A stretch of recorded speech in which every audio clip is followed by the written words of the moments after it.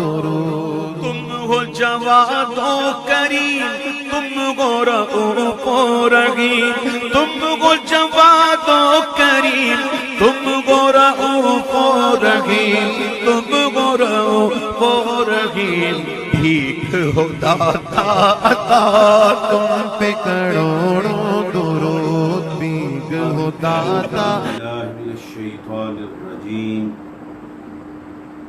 بسم اللہ الرحمن الرحیم. ان اللہ وملائکتہ یصلون علی النبی یا ایہا الذین آمنوا صلوا علیہ وسلموا تسلیما. الصلاۃ والسلام علیک یا سیدی یا رسول اللہ وعلی آلک واصحابک یا سیدی یا حبیب اللہ. وہ دانائے سبل، ختم الرسل، مولائے کل، جس نے غبارے راہ کو بخشا فروغ وادی سینا. نگاہ عشق و مستی میں وہی اول وہی آخر، وہی قرآن وہی فرقان، وہی یاسین وہی طٰہٰ. سید و سرور محمد نور جاں، سید و سرور محمد نور جاں. مہتر و بہتر شفیع مجرماں. شہباز لامکانی جانے او، شہباز لامکانی جانے او. رحمت للعالمین در شان او. یہ حمد و ثنا کے بعد حضور کی بارگاہ میں اشعار کی شکل میں جو بڑے بڑے اپنے وقت کے عشاق ہیں انہوں نے یہ تحریر کیے. وہ چند دو اشعار، ایک اقبال کا اور ایک مولانا روم کا میں نے آپ کی خدمت میں پیش کیا. اور ان اشعار کے ساتھ تمام چاہنے والے دربار عالیہ مولا شریف کے منظور نظر، یاران طریقت اور دیگر آستانوں کے وفادار اہل ایمان اور میرے نبی کے در کے غلام سب کو سلام عقیدت.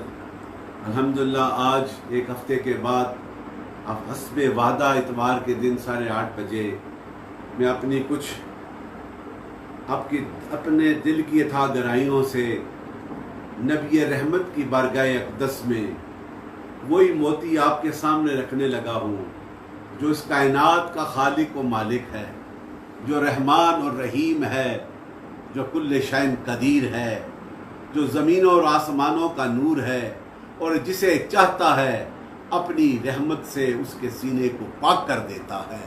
وہ رب کائنات اس قرآن عظیم میں میرے محبوب نبی کی اداؤں کو، میرے نبی کے حسن و جمال کو، میرے نبی کی سنت سیرت پاک کو، میرے نبی کی خلوتوں کو، میرے نبی رحمت کی جلوتوں کو، میرے نبی رحمت کے حال اور کال کو، جس خوبصورت پہرائے میں میرا رب اپنے محبوب کے تذکرے کرتا ہے.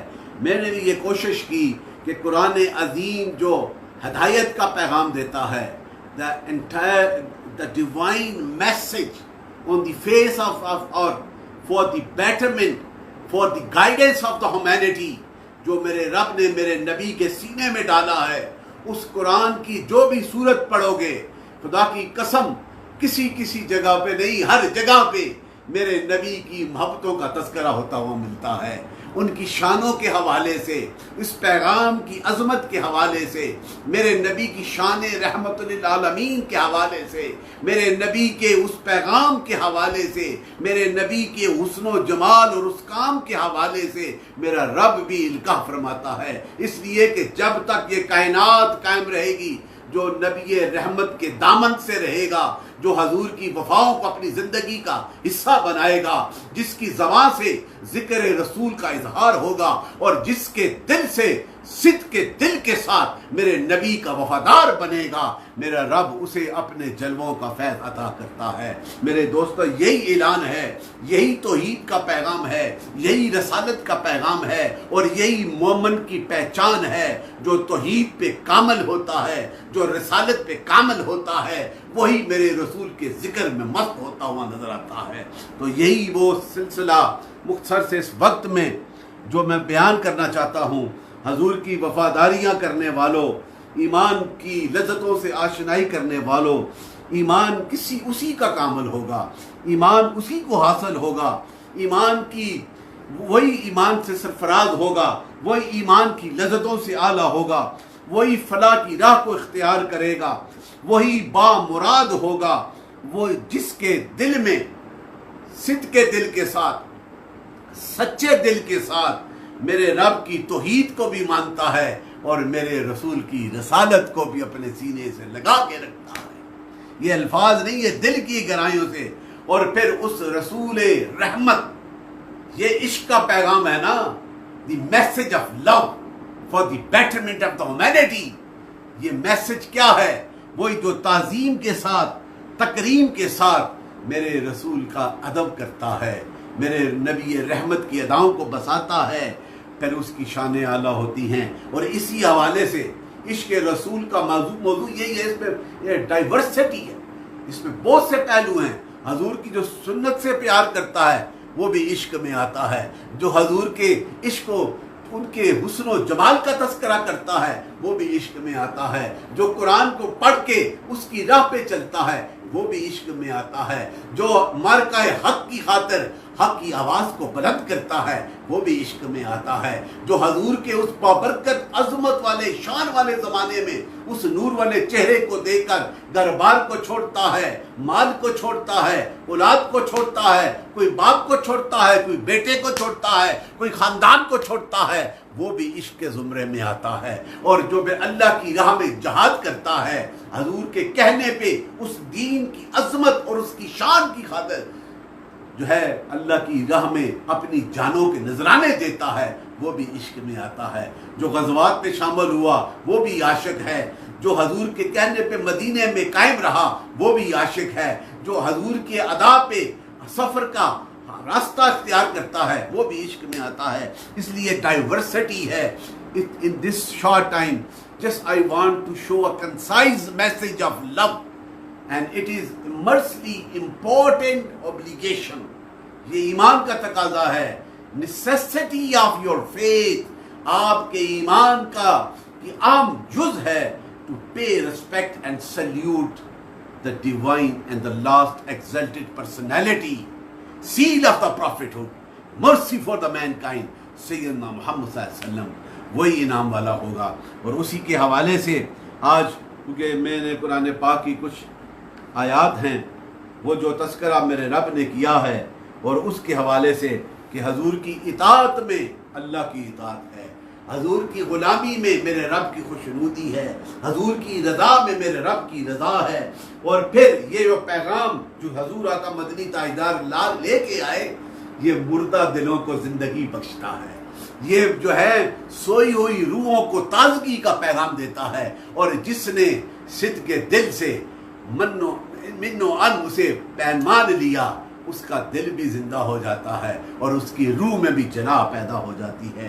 یہ حضور کی سنت جو ہے یہ تمہاری زندگی کے لیے رحمت کا سرچشمہ ہے، ہماری اور تمہاری زندگی کے لیے انعام کا یہ خوبصورت گلدستہ ہے، یہ ایک ایسا سرچشمہ ہے جو تمہاری زندگی کو بقا پہنچاتا ہے، تمہاری زندگی میں جو ہے انعام حاصل کرتا ہے۔ اور ایک بات اور، میں آپ آیات کے ریفرنس آپ کے سامنے رکھوں گا قرآن عظیم کے، یہ آج نہیں ہوں گے، آج جو چند جو صورتیں میں نے پڑھی ہیں ان میں سے یہ نکال کے میں نے نشان لگائے ہیں، انشاءاللہ اسے آگے کنٹینیو بھی کریں گے، لیکن ان تمام کا خلاصہ میں ان الفاظ میں اس لیے کر رہا ہوں کہ یہ جتنی بھی آیات میرے رب نے میرے رسول کے سینے مبارک میں اتاری ہیں، ان ہر صورت میں میرے نبی کی محبت کا پیغام بھی آتا ہے، نبی کی اطاعت کا پیغام بھی آتا ہے، نبی کے بلانے پہ ہر چیز کو چھوڑ کر حضور کے در میں حاضر ہو جاؤ، پھر انعام والے ہوگے۔ یہ انعام ہے۔ اور اس کے ساتھ یہ بھی بتایا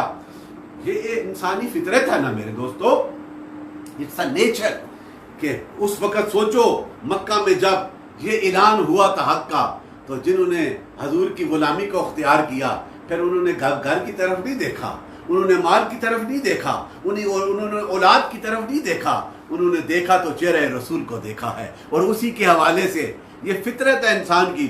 ہجرت کے بعد گھر بار بھی چھوڑ دیے، دولتیں بھی چھوڑ دیں، اپنے خاندان والوں کو چھوڑا، یادیں رہتی ہیں، لیکن یہ حکم سنا دیا، میرے رب کا اعلان ہے کہ اس وقت بھی جب تم دائرہ اسلام میں آتے ہو، جب تم حق کی راہ پہ آتے ہو، تو پھر ان یادوں کو چھوڑ دو، خاندان کو چھوڑ دو، مال کو چھوڑ دو، اور دامن رسول سے لگ جاؤ گے، پھر ایمان کا عمل ہوگا۔ یہ میرا رب اعلان کرتا ہے۔ پھر یہ وہ ساری جو رکاوٹیں حائل آتی ہیں انہیں ہٹا دو اور عشق رسول کو اپنے سینے سے لگا لو، اور یہی حکم ہے، یہی جو جس نے لگایا وہی صدیق اکبر بنا ہے نا، جس نے لگایا وہی عمر فاروق بنا ہے، جس نے لگایا سیدنا عثمان غنی بنا، جس نے لگایا علی شیر خدا مولا کائنات بن گئے، جس نے بھی وفا کی وہ بلال حبشی، جسے کوئی جانتا نہیں، نہ کوئی نسب ہے، نہ حسن ہے، نہ دولت ہے، لیکن سینہ عشق رسول سے بھرا ہے۔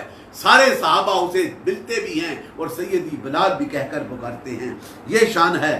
البتہ ایمان کا تقاضا یہی ہے، اللہ اور اس کے رسول کی محبت میں کسی چیز کو حائل نہ کیا جائے، اللہ اور رسول کی محبت جو ہے عشق میں کسی کو حائل نہ کیا جائے، اور جو حائل نہیں کرتا وہی مومن کے اعلیٰ مقام پہ پہنچتا ہے۔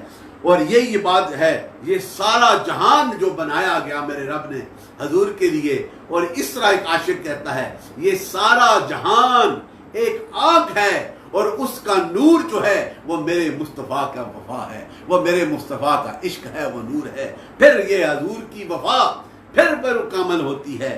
پھر کہا ایک بار یہ بھی اللہ نے حضور سے کہا، بھیجا پیغام، رضوان ایک فرشتے کو بھیجا کہ مکے کے پہاڑ جو ہیں یہ سارے سونے کر دیے ہیں، اور ساری ایک صندوقڑی عطا کی، اس میں ساری کائنات کی کنجیاں عطا کر دی گئی۔ اور جبریل آ کے پھر کہا تو حضرت حضور نے کیا کہا، حضرت عائشہ صدیقہ رضی اللہ عنہا سے بھی یہ روایت ہے، حضور نے کہا کہ میرے لیے مکے میں تو میں چاہتا ہوں کہ سارے کے سارے جو ہیں پہاڑ سونے بن جائیں، تو میرے لیے میں جو چاہتا ہوں کہ ایک دن سیر ہو کے کھانا کھاؤں اور پھر میں رب کا شکر ادا کروں، اور دوسرے دن بھوکا رہ کر میں صبر کروں اور رب کے صبر پہ بھی شکر ادا کروں۔ میرے لیے یہ کام کافی ہے کہ جس میں اس کی رضا ہے۔ کتنی شان ہے میرے آقا مدنی تاجدار کی، اس حدیث میں کتنا بڑا پیغام ہے۔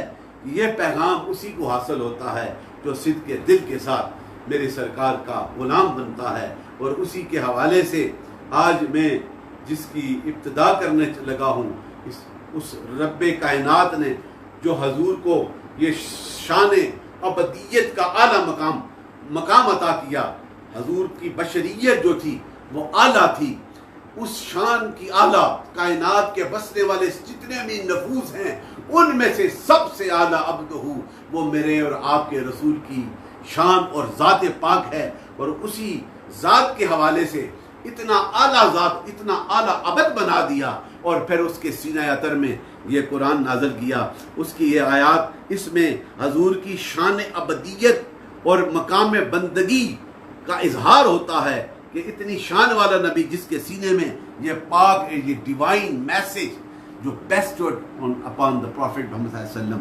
بسم اللہ الرحمن الرحیم، الحمدللہ الذی انزل علی عبدہ الکتاب وَلَمْ يَجْعَلْ لَهُ عِوَجًا۔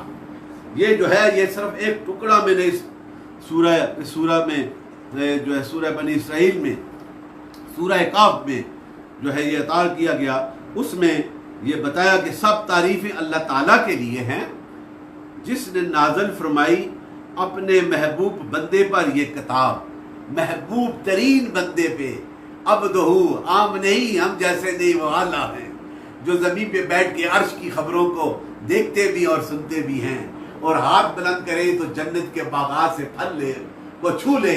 یہ شان ابدیت ہے میرے آقا کی۔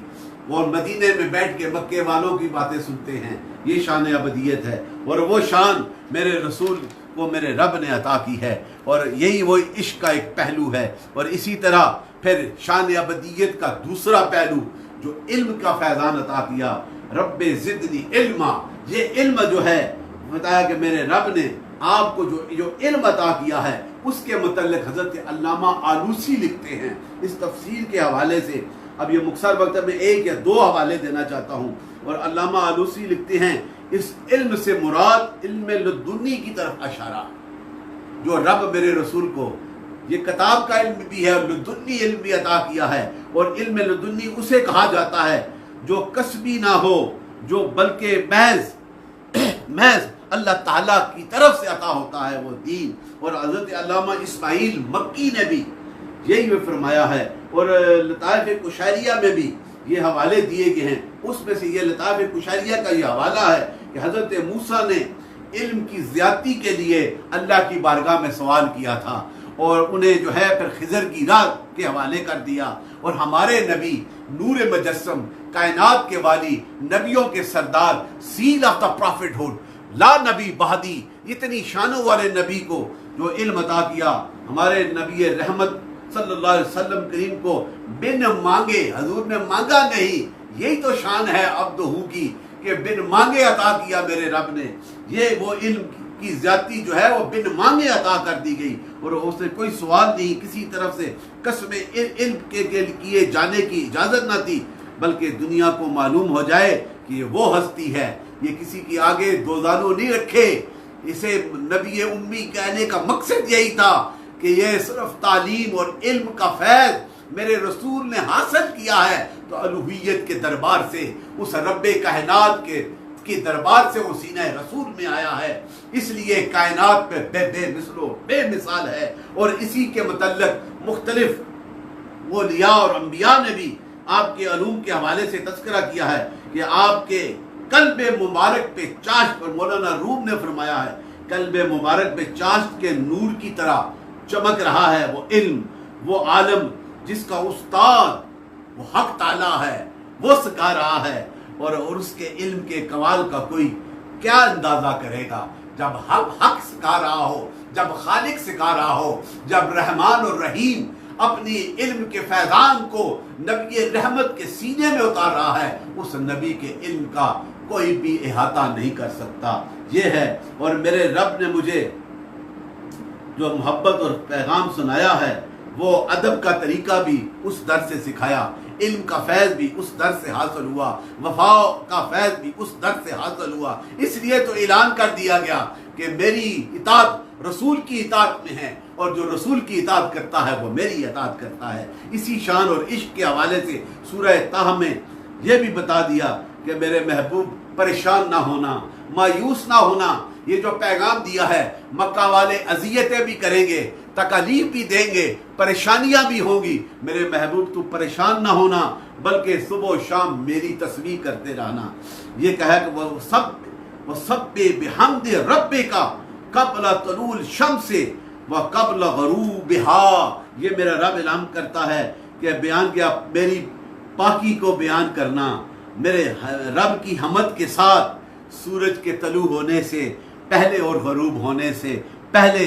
اور پھر کہا کہ رات کے لمحوں میں اس کی پاکی کو بیانا. یہ تہجد کے وقت جب سرکار اٹھ کے ذکر کرتے ہیں، اور دن کے اطراف میں بھی کرنا تاکہ میں آپ کو خوشی عطا کی جائے گی. یا محبوب آپ پریشان نہ ہونا، میرا ذکر کرتے رہنا، اس پیغام کو پھیلانا. وہ مکے والے محدود ہو کے رہ جائیں گے، اور میرے رسول اور میرے محبوب تیرا ذکر لا محدود ہوگا. کائنات کے چاروں اطراف میں تیرا ذکر جائے گا جس محبتوں کے ساتھ تو میرا ذکر کرتا ہے. اور اسی طرح سورہ انبیاء میں عشق والو یہ باتیں قرآن میں میرے رب نے کہی ہیں، اور یہ کہہ رہا ہے قرآن. پھر سورہ انبیاء میں میرا رب کہتا ہے وَمَا أَرْسَلْنَاكَ إِلَّا رَحْمَةً لِلْعَالَمِينَ. یہ کتنی خوبصورت آیت ہے. ہر ایک نے اسے اپنا موضوع بنایا ہے. ایمان والوں نے تذکرے کیے ہیں کہ کائنات کے لیے میں بھیجا ہم نے آپ کو مگر سراپا رحمت بنا کر جہانوں کے لیے. مرسی فار دا انٹائر ہیومینٹی، مرسی فار دا آل ایجز.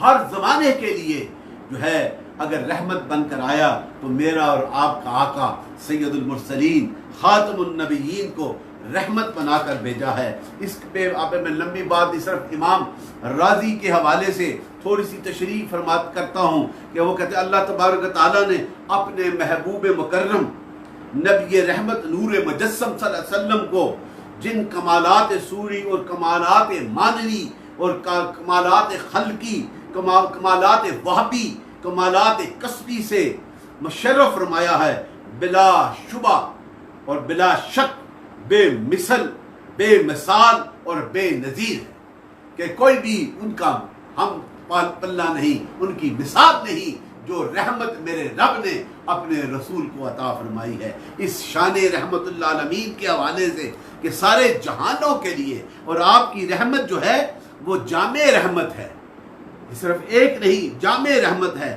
رحمت کے دونوں مفہوم اس میں آتے ہیں۔ آپ اس جہاں کے لیے رحمت ہیں، عرش والوں کے لیے رحمت ہیں، فرشتوں کے لیے رحمت ہیں، جن و انس کے لیے رحمت ہیں، کائنات کے ہر ذرے کے لیے رحمت ہیں، ہر دور کے لیے رحمت ہیں، ہر زمانے کے لیے رحمت ہیں، ہر رسول کے لیے رحمت ہیں، ہر نبی کے لیے رحمت ہے۔ یہ شان عطا کی ہے میرے محبوب نے، میرے رب نے، میرے رسول نبی رحمت نور مجسم کائنات کے والی کو۔ اور اسی طرح یہ مختصر اسی عشق کے حوالے سے، اسی رحمت کے حوالے سے پھر حضور کی رحمت عالم امکان میں بھی آپ کی رحمت ہے۔ ہر چیز کو حسب تعداد فیض الہی ملتا ہے اور حضور کے واسطے سے ہی ملتا ہے، اس لیے حضور کا نور تمام مخلوقات سے پہلے پیدا فرمایا ہے تاکہ ہر ایک کو جو انعام ملے اس نور سے ملے، اس لیے پیدا فرمایا۔ اور حدیث شریف میں حضرت جابر رضی اللہ عنہ سے یہ حدیث بھی ہے کہ اللہ تعالیٰ نے، حضور نے فرمایا کہ تیرے نبی کے نور کو سب سے پہلے اپنے نور سے پیدا فرمایا، اور یہ شان ہے۔ اور اسی طرح حضور نے فرمایا اس رحمت کے خزانوں کو بانٹنے والا، رحمت عطا کرنے والا میرا رب ہے، اور رحمت کے خزانوں کو بانٹنے والا جو ہے وہ میرے مصطفیٰ کو بیان عطا فرمایا۔ یہ ہیں وہ محبتوں کا فیض میرے دوستو۔ اسی طرح آگے چلیں کیونکہ وقت بھی تھوڑا سا میں اس کا بھی خیال رکھتا ہوں۔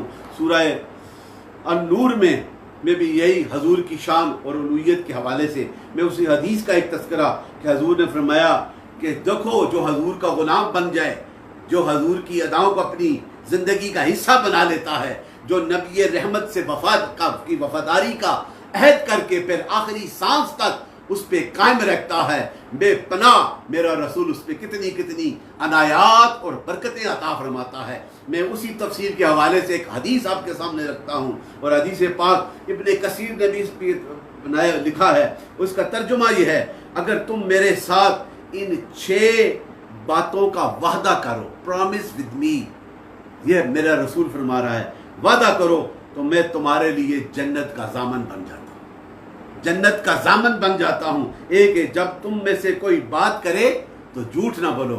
یہ this is the message from Allah's best of the creation in this world, that is the personality of the Sayyidina Muhammad sallallahu alaihi wasallam, peace be upon him, and he himself explained regarding to the qualities.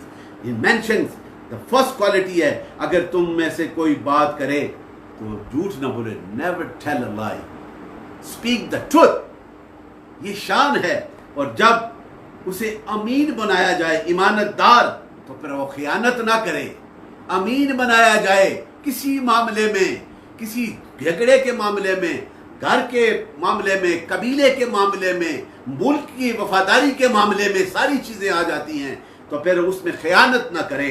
اور جب وعدہ کرے تو وعدہ وفا کرے، وعدہ خلافی نہ کرے۔ Keep the promise and keep there and stand there, یہ ہے وہ انعام۔ پھر اپنی نگاہ کو نیچے رکھے، عاجزی، شو دا ہمبلنس اینڈ کائنڈنس، اور اپنے ہاتھوں کو روک کے رکھے، برائی سے نہ کی طرف نہ جائے، اپنی شرمگاہوں کی حفاظت کرے، اپنے نفس کی حفاظت کرے، اور وہ حرکتیں نہ کرے جس پہ دین مخالفت کرے، نبی کی اطاعت مخالفت کرے، رب کی رضا اس سے ہٹ جائے۔ ان چیزوں سے ہٹے گا تو حضور فرماتے ہیں میں اسے جنت کی ضمانت عطا کر دیتا ہوں۔ یہ کتنا بڑا انعام ہے۔ اور ایک اور حدیث ہے اسی کے حوالے سے، حضور نے فرمایا، یہ کتنی خوبصورت باتیں ہیں میرے دوستو۔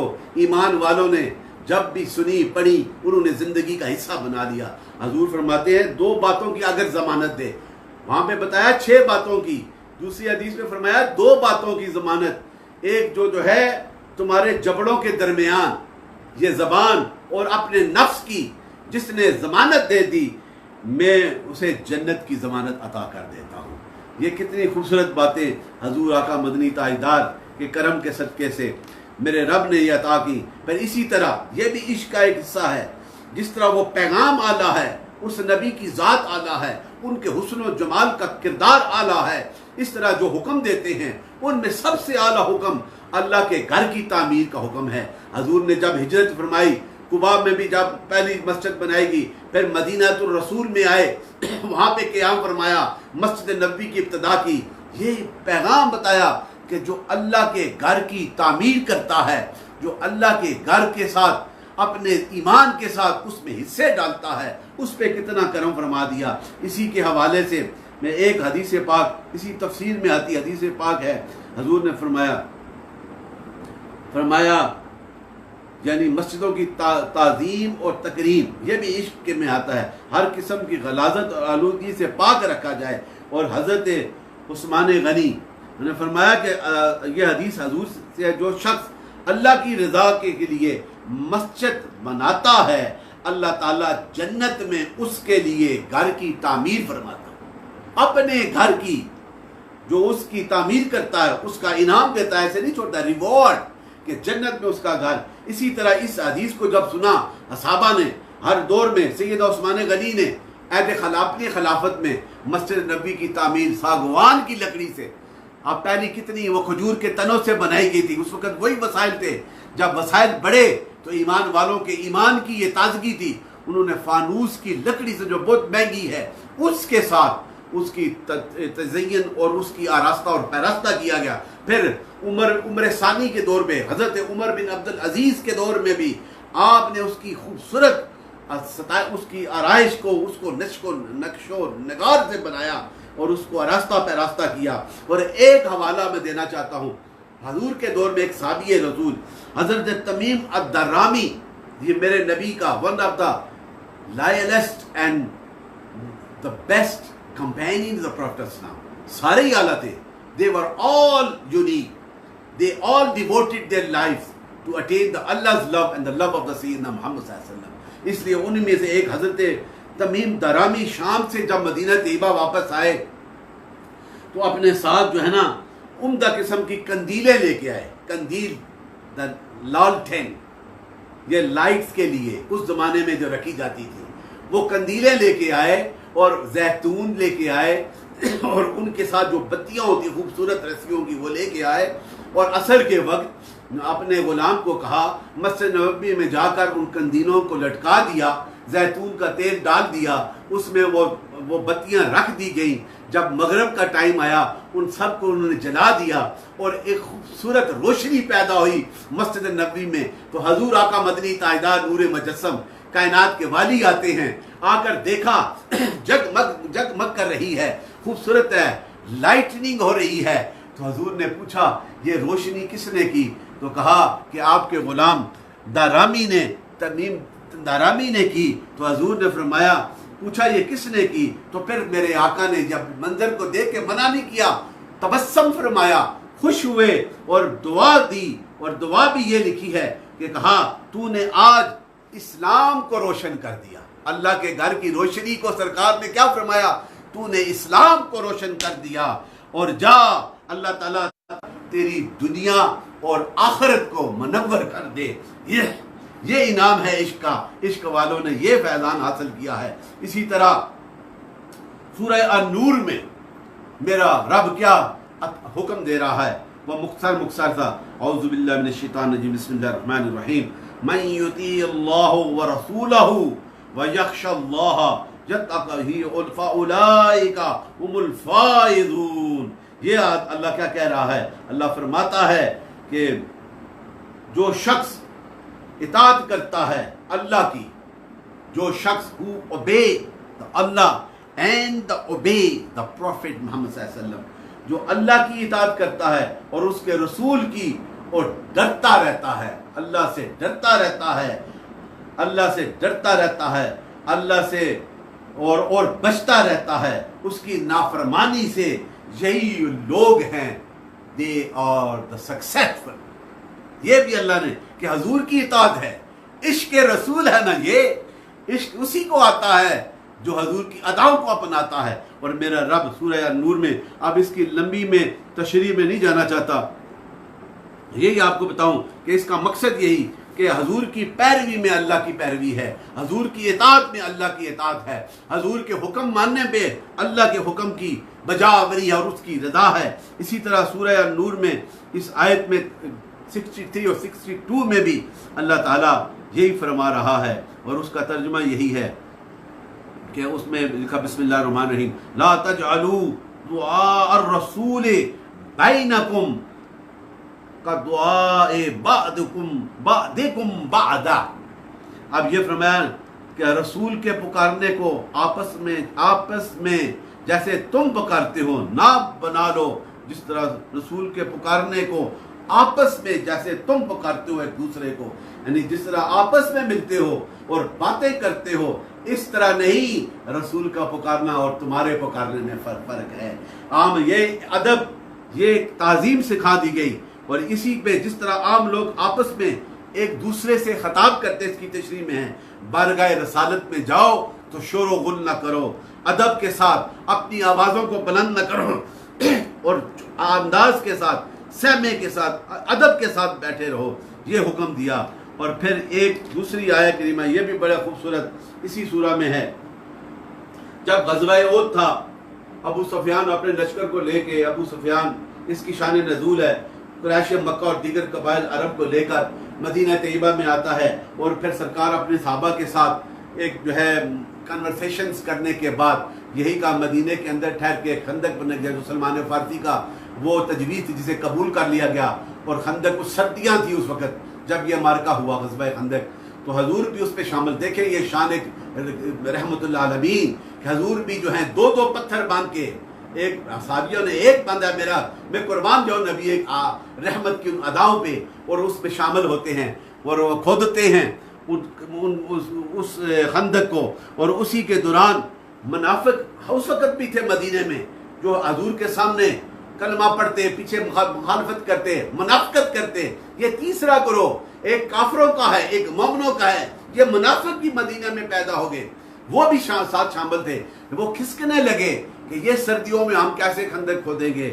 تو حضور اس وقت رب نے یہ القاف فرمایا تھا جو ایمان والے ہیں، فرمایا انما المؤمنون الذین آمنوا باللہ ورسولہ واذا كانوا معه على امر جامع لما يذهبوا حتى، یہ حکم فرمایا اولئک الذین یؤمنون باللہ ورسولہ فاذا استاذوک لبعض شانہم. اب یہ فرمایا کہ بے شک وہ لوگ جو اجازت طلب کرتے ہیں آپ سے، اور یہی وہ لوگ ہیں اور جو چھپ کے کھسک جاتے ہیں. اب یہ قرآن کی آیات ہیں، اس میں یہ لکھا گیا ہے جو ایمان لائے اللہ پر اور اس کے رسول پر، اور جب ہوتے ہیں آپ کے ساتھ اور کسی اجتماعی کام کے لیے، امر جامع لم کم جا کے لیے، وہاں سے چلے نہیں جاتے جب تک کہ رسول انہیں اجازت نہیں دیتا. جب تک حضور ساتھ ہے وہ ساتھ رہتے ہیں، وہ سردیوں ہوں یا گرمیاں ہوں. اور یہ خندق کا واقعہ ہے، وہ سردیاں نہیں دیکھی، صحابی جو تھے وہ ساتھ تھے، اور جو منافق آہستہ آہستہ کھسکنے کی کوشش کر رہے ہیں اپنے گھروں کی طرف جائیں. اور اس کے حوالے سے بتایا آپ میں سے یہی وہ لوگ ہیں جو ایمان لاتے اللہ کے ساتھ، اس کے رسول کے ساتھ، بس اجازت مانگیں آپ سے اور کبھی آپ کے کام کی اجازت دیجئے، اور آپ چاہیں تو مغفرت طلب کر لیجئے. یہ ہے. اور جو دوسرے ہیں ان کے متعلق اللہ تعالیٰ اچھی طرح جانتا ہے، انہیں جو کھسک جاتے ہیں تم میں سے ایک دوسرے کی آڑ میں، بس ڈرنا چاہیے انہیں جو خلاف ورزی کرتے ہیں رسول کریم کے فرمان کی. یہ حکم دیا گیا ہے، اور انہیں کوئی مصیبت نہ پہنچے، ان پہ بھی عذاب آئے گا، وہ دردناک عذاب ان پہ آئے گا جو حضور کے حکم کی عدولی کرتے ہیں. وہ منافقین کی جماعت تھی. اسی طرح اسی محبت کے حوالے سے اللہ تعالیٰ جو ہے سورہ الفرقان میں حضور کی شان رحمت اللہ عالمین کے حوالے سے تذکرہ ہے کہ وہ دولتیں ساری عطا کر دی گئی، جس کا میں نے پہلے تذکرہ کر دیا ہے۔ وہ دولتیں حضور نے کہا یہ دنیا کے خزانوں کی دولتیں نہیں، ایک ٹائم کے کھانا ملتا ہے سیر ہو کر، میں اس پہ رب کا شکر ادا کرتا ہوں، اور جب فاقہ کرتا ہوں تو صبر ادا کرتا ہوں۔ یہ شان رحمت اللہ عالمین ہے، یہ سکھایا گیا۔ یہ مکے کے پہاڑ سونا بن جائیں، سرکار نے کہا مجھے ان کی ضرورت نہیں، مجھے تیری رضا کی ضرورت ہے۔ اور اسی کے حوالے سے یہ پیغام، حضور کا جو پیغام ہے نا، یہ پوری انسانیت کے لیے ہے، کائنات کے بسنے والے سارے انسانوں کے لیے پیغام آیا ہے۔ اور اسی کے حوالے سے قل یا ایھا الناس انی رسول اللہ علیکم جمیعا، یہ رسول جو آیا، فرمایا اے لوگو بے شک اللہ کا یہ رسول میں ہوں، فرمایا تم سب کی طرف، وہ سارے کائنات کی طرف، وہ اللہ جس کے لیے بادشاہی ہے آسمانوں کی اور زمین کی، نہیں کوئی معبود اللہ کے سوا، وہی زندہ کرتا ہے، وہی مارتا ہے، بس ایمان لاؤ اللہ پر اور اس کے رسول باللہ ورسولہ النبی الامی الذی یؤمن باللہ وکلماتہ واتبعوا لعلکم تہتدون۔ یہ اللہ فرما رہا ہے کیا کہ ایمان لاؤ اللہ پر اور اس کے کلام پر جو میرے رسول کے سینے میں ڈالی ہے، اور تم پیروی کرو and adopt the way of Prophet of Islam، تاکہ تم ہدایت یافتہ ہو جاؤ۔ Then you are the guided one and you are the successful one who obey the way of and follow the way of the Prophet Muhammad صلی اللہ علیہ وسلم۔ یہ حکم دیا ہے، اور اس میں یہ حقیقت بتا دی گئی ہے میرے دوستو، حضور کی اطاعت میں اللہ کی اطاعت ہے۔ اور اسی طرح سورہ الانفال میں اللہ تعالیٰ جو ہے کہتا ہے اے ایمان والو لبیک ہو اللہ اور اس کے رسول کی پکار پر، یا ایھا الذین آمنوا استجیبوا للہ ورسولہ، اللہ اور اس کے رسول پہ لبیک کہہ دو۔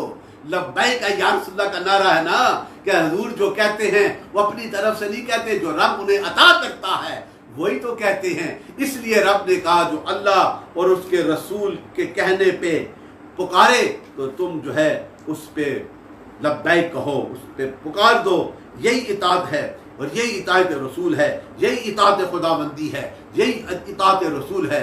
جو رسول کے اس پہ حکم کرو گے تو پھر انعام حاصل ہوگا، پھر تمہاری زندگیوں میں یہ بہاریں آئیں گی۔ اور اس کے حوالے سے اس پہ ایک حدیث آپ کو امام بخاری نے بھی اس پہ لکھا ہے، اور تفسیر مزری میں بھی آیا ہے کہ حضور کی اطاعت جو ہے وہ دلوں کو زندہ کرتی ہے، حضور کی نافرمانی دلوں کو مردہ کر دیتی ہے۔ حضور کی اطاعت میں تمہاری کامیابی ہے، جب وہ پکارے تو لبیک کہو، یہ رب قرآن میں کہہ رہا ہے۔ اور یہ حدیث ہے بخاری کی، جو امام بخاری نے یہ کہ حضرت ابی سعید بن معلّہ فرماتے ہیں کہ حضور نے مجھے بلایا، تو ایک بار بلایا میں نماز پڑھ رہا تھا، پھر پکارا، پھر میں نماز پڑھ رہا تھا، اور اس کے بعد نماز مکمل کر کے حضور کی بارگاہ میں حاضر ہوا تو حضور نے پوچھا کہ میں نے جو پکارا تو تحمل یعنی دیر تاخیر کیوں کی؟ یا رسول اللہ میں نماز پڑھ رہا تھا۔ تو کہا کہ وہ رب کو حکم نہیں سنا کہ جب اللہ اور اللہ کا رسول پکارے تو پھر ہر چیز کو چھوڑ کر اللہ کے رسول کی بارگاہ میں حاضر ہو جاؤ۔ یہ حکم ہے کہ تم فارغ ہو گئے تھے، فرمایا کہ تم نے اللہ کا حکم یہ نہیں پڑھا جس وقت تمہیں اللہ اور اس کا رسول بلائے تو فوراً حاضر ہو جاؤ۔ اس پہ فقہائے کرام نے بھی اس مسئلے کو اس انداز سے، اگر کوئی نماز بھی پڑھ رہا ہو تو حضور اسے بلائیں تو وہ حضور کی خدمت میں حاضر ہو، اور جہاں سے اس نے نماز چھوڑی ہے پھر آ کے شامل کر لے۔ یہ شان ہے، مقدم ہے حضور کا حکم۔ یہ اس عشق کی بات ہے، اس رسول کی اطاعت کی بات ہے، اس رسول کی اطاعت میں اللہ کی اطاعت ہے۔ یہ قرآن عظیم میں میرا رب کہتا ہے۔ اسی طرح سورہ الانفال میں آیت نمبر جو ہے 54 میں میرا رب کیا کہہ رہا ہے؟ اعوذ باللہ من الشیطان الرجیم، بسم اللہ الرحمن الرحیم، وَأَطِیعُوا اللَّهَ وَرَسُولَهُ۔ یہ کتنی خوبصورت پیرائے میں اطاعت کرو اللہ اور اس کے رسول کی، اور آپس میں نہ جھگڑا کرو ورنہ تم کم ہمت ہو جاؤ گے۔ یہ بھی یہ اطاعت رسول ہے۔ حضور کی اطاعت اللہ کی اطاعت میں، حضور کی اطاعت میں اللہ کی اطاعت ہے۔ اسی طرح سورہ توبہ میں اللہ تعالیٰ اپنے رسول کو یہ پیغام دے رہا ہے، یا ایھا الذین آمنوا لا تتخذوا آباءکم اخوانکم واولیاء ان نستحب حب الکفر علی الایمان، یہ ہے اے ایمان والو نہ بنا لو اپنے باپوں کو اور اپنے بھائیوں کو دلی دوست اگر وہ پسند کفر کرے. تم ایمان میں ہو جس طرح میں نے ابتدا میں کہا، اور وہ کفر میں ہیں، پھر ان کے ساتھ دوستی نہ کرو. یہ میرا رب اس سورہ توبہ میں آیت نمبر جو ہے 22 اور 23 میں میرا رب اپنے رسول کو یہ پیغام دیتا ہے. پھر آگے بتایا قل ان کان آباؤکم ابناؤکم اخوانکم ازواجکم وعشیراتکم واموالکم، یہ ساری باتیں وتجارت تخشوا کسادها ومساکن ترضونها احب علیکم من اللہ ورسولہ وجہاد فی سبیلہ. سبحان اللہ، یہ کتنی خوبصورت پیرائے میں کہا. اور اس کو میں just I want to translate in English for my youngsters, کہ یہ میں اردو میں بھی بتا دیتا ہوں. اے حبیب آپ فرمائیں اگر تمہارے باپ، تمہارے بیٹے، تمہارے بھائی، تمہاری بیویاں، تمہارا کنبہ، تمہارا مال، تمہارا کمائی، تمہارا کاروبار جس میں تمہیں اندیشہ ہے، جس کے مندے کا ارادہ ہے، اور تمہارے مکانات جن کو تم پسند کرتے ہو، تردونہا احب علیکم من اللہ، زیادہ تم پسند کرتے ہو، زیادہ پیارے ہیں تمہیں اللہ اور اس کے رسول سے، اس کی راہ میں جہاد کرنے سے، تو انتظار کرو یہاں تک کہ اے اللہ تعالیٰ اپنا حکم تم پہ عطا کر دے. تو اس کے حوالے سے یہ دیکھیں کہ کتنا اس پہ اگر آپ اس کی تفسیر میں جائیں تو یہی ذہن رکھیں کہ اس دنیا کی ساری چیزیں، مال، دولت، اولاد، خاندان، ان سب کو چھوڑ دو اللہ کی اور اس کے رسول کی اطاعت اور اس کی محبت میں، اور جو کرتا ہے وہ مومن کا مقام حاصل کرتا ہے. اور اسی کے حوالے سے جس I want to translate the verses regarding to the obedience, regarding to the kindness of the Prophet sallallahu alaihi wasallam, and obey the order of the Prophet which Allah mentions in divine book. In this surah Allah says, O Holy Prophet, peace be upon him, say to the believers, if your fathers, your sons, your brothers, your wives, your clan, your wealth that you have earned, your businesses in which you fear loss, your houses are more dear to you than Allah and His Prophet, peace be upon him, and jihad in His way, in His cause, then wait in Allah brings His command. اور یہ وہ command ہے regarding to explanation of this loving, the necessity of the loving of prophets. There are many hadiths regarding to, just I want to mention one hadith, Holy Prophet, and that hadith is from Bukhari and Muslim. Holy Prophet said, none amongst you can be a true believer. None amongst you can be a true believer until his love for me is greater than the love he holds for his parents and children and everything else. This hadith gives the lesson. If you want to make perfect in your life and perfect believers, then don't care anything, only the care of the love of Allah and the love of the Sayyidina Muhammad sallallahu alaihi wasallam. Another hadith that is from Bukhari and Muslim, and Ans relate that hadith, explain regarding to the loving, necessity of the loving of your faith and true loving and true meaning of Islam. And says the Prophet sallallahu alaihi wasallam said, a person who possesses following three qualities has acquired the true meaning of Islam. Number one, his love for Allah and the love of Sayyidina Muhammad sallallahu alaihi wasallam is greater than his love for anyone else. And second, his friendship with anyone is purely for Allah's pleasure. And having accepted Islam, he abhors or disbelieves as much as he could light burning in the fire. Ye hai a man, or many other hadiths regarding to the loving of Prophet Islam. Just I want to explain, just keep in your mind how be the love, how deep you have love with the Prophet. So Allah will reward you more than your expectations. And just I want to mention one hadith regarding to the lady. And this, he came after the Ghazwa of Uhud father, brother and husband, one of them, woman who came, all their family relations, his father, her husband, her brother, they were murdered in the battle of Uhud, shaheed in the battle of Uhud, for the sake of love of Allah and for the obedience of the love of the Sayyidina Muhammad sallallahu alaihi wasallam. But she never showed the sign of any anger or any displeasure. She just said, show me to me so I may look at him. Show me the face of the Prophet. She ignored all these relatives and she was worried about the health, about the life of the Prophet Muhammad. And she said, show me the beautiful face of the Prophet. When she saw the Holy Prophet and she said, every affection is nothing now. I know that you are all right and you are alive. That is the kind of love that she showed. تو میرے دوستو یہی وہ محبت ہے. یہ حدیث میں نے آپ کے سامنے کوٹ, many حدیث دیر, لیکن یہ میں نے کوٹ کی ہیں. اور ایک اور آپ کے سامنے اس آیہ کریمہ, کیونکہ میں قرآن پاک کی ان آیات کا یہ میں نے تذکرہ کیا ہے کہ حضور کی ذات کے ساتھ کس طرح محبت کرنی ہے, حضور کی اطاعت, حضور کی سنت کو اپنانا, حضور کی اداؤں کو اپنانا, یہ رب کا حکم ہے. اور یہی اسی آقا مدنی تاجدار کے اور تمہارے اور میرے رب نے کہا ہے, بے شک ہم نے بڑی عزت بخشی اولاد آدم کو. وَلَقَدْ كَرَّمْنَا بَنِي آدَمَ وَحَمَلْنَاهُمْ فِي الْبَرِّ وَالْبِرِّ وَرَزَقْنَاهُمْ مِنْ طَيِّبَاتِ فَضَلْنَاهُمْ عَلَى كَثِيرٍ. یہ کتنی بڑی بات, بے شک ہم نے بڑی عزت بخشی اولاد آدم کو. ہم نے انہیں یہ برکتیں عطا کی, مختلف سواریاں عطا کی ہیں, خشکی پہ کرنے کی, سمندروں پہ, اور انہیں رزق عطا کیا, انہیں پاکیزہ چیزیں عطا کی, ہم نے انہیں فضیلتیں عطا کی, اس لیے کہ تم اطاعت کرو اللہ کی اور اللہ کے رسول کی. یہ شان ہے اور یہی وہ صدقہ ہے اس نبی رحمت کا.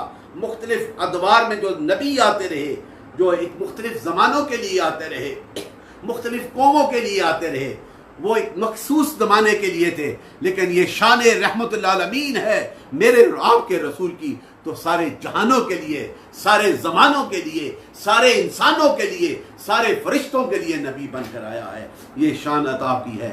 اس نبی رحمت کے ساتھ وفا کرنا ہمارا ایمان ہے. یہ مختلف آیات جو میں نے آپ کے سامنے رکھی اس قرآن عظیم میں, اس نبی کی شان اور ان محبت کے حوالے سے, اس نبی رحمت کی برکتوں کو حاصل کرنے کے لیے یہی ایک راستہ ہے. دی وے آف دا صوفی وے. میں یہ اس پہ ایمان رکھتا ہوں کہ صوفیاء کا راستہ جو ہے, اہل اللہ کا جو راستہ ہے, اس دور کے مننے والوں کے لیے, آپ کی کامیابی کے لیے, آپ کو رب کے جلووں کی طرف لے جانے کے لیے, ان صوفیاء کاملین کے ساتھ وابستہ ہو جاؤ, ان کے دامنوں سے وابستہ ہو جاؤ. یہ چشتی, قادری, ویسی, شاذلی, یہ آئیڈینٹیفیکیشنز ہیں, لیکن سب کا ایک ہی منزل ہے, سب کی ایک ہی جستجو ہے کہ وہ the love of Allah, attain the love of Allah and the love of the Syedna Muhammad صلی اللہ علیہ وسلم.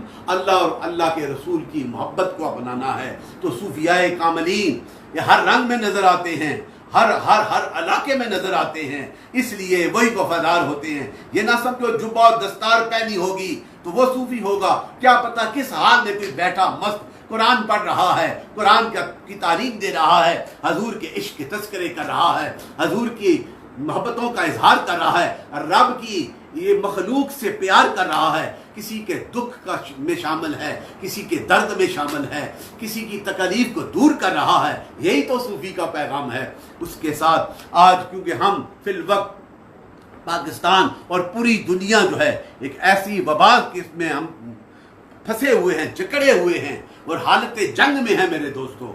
یہ کوئی پتہ نہیں کس طرح ایک چھوٹا سا جراثیمہ, پوری کائنات کے بسنے والے سارے پریشان ہیں, بڑے بڑے ڈاکٹرز, بڑے بڑے ریسرچر, سائنٹسٹ جو ہیں آبزرویشن پہ لگے ہوئے ہیں, تجربوں میں لگے ہوئے ہیں, سب پریشان ہیں, کوئی حل نہیں مل رہا.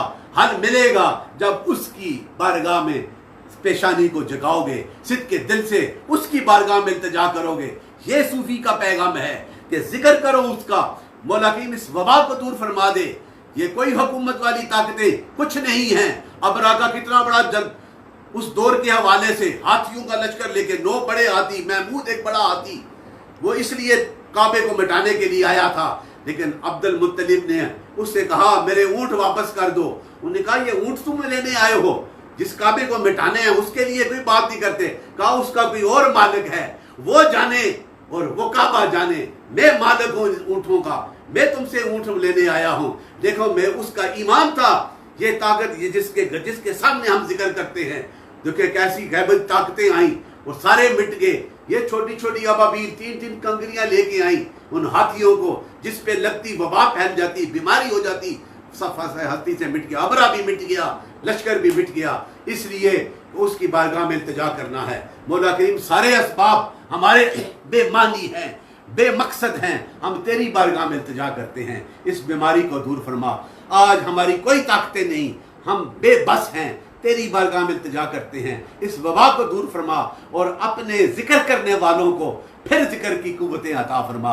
यही जो पैगाम है दरबार मौला शरीफ की तरफ से भी, यही पैगाम अपने अपने घरों में, हलकों में जिक्र करके अल्लाह की बारगाह में इल्तिजा करो, उसकी बारगाह में माफिया मांगो कि मौला करीम तूने करम करना है, करम कर दे और ये वबा को दूर फरमा। इस पाकिस्तान की सरजमी जो पाक सरजमी तेरे नाम के लिए बनी है, ला इलाहा इल्लल्लाह मुहम्मद रसूलुल्लाह के लिए, इसके पासबान हम हैं और इनकी सरहदों के पासबान जो है हमारी अफवाज पाकिस्तान है, उनके लिए भी दुआ गो। अल्लाह ताला उन्हें भी कुव्वत अता फरमाए। मकबूजा कश्मीर के निहत्ते मुसलमान, हमारा और उनका एक रिश्ता है, ये ऐसा रिश्ता जो इस दुनिया में भी है, बरज़ख में भी है, आखिरत में भी है। वो रिश्ता ला इलाहा इल्लल्लाह मुहम्मद रसूलुल्लाह का रिश्ता है। हम उनके साथ भी है, उनके उन मज़लूमियत के साथ आवाज़ हक बुलंद करते हैं और मोदी शैतान की हुकूमत के खिलाफ एहतजाज करते हैं और हुकूमत वक्त से भी यही कहते हैं कि आप भी ना डरे, आप भी वादे करें और खड़े हो जाएं। अफवाज पाकिस्तान के साथ हैं हम अपनी सरहदों की भी दफा करने के लिए उनके साथ शाना बशाना हैं और इस मुल्क की बका और खुशहाली के लिए भी उनके साथ और उन मुस्बत कुव्वतों के साथ हैं जो इस मुल्क की बका के लिए हर वक्त शामिल अमल हैं।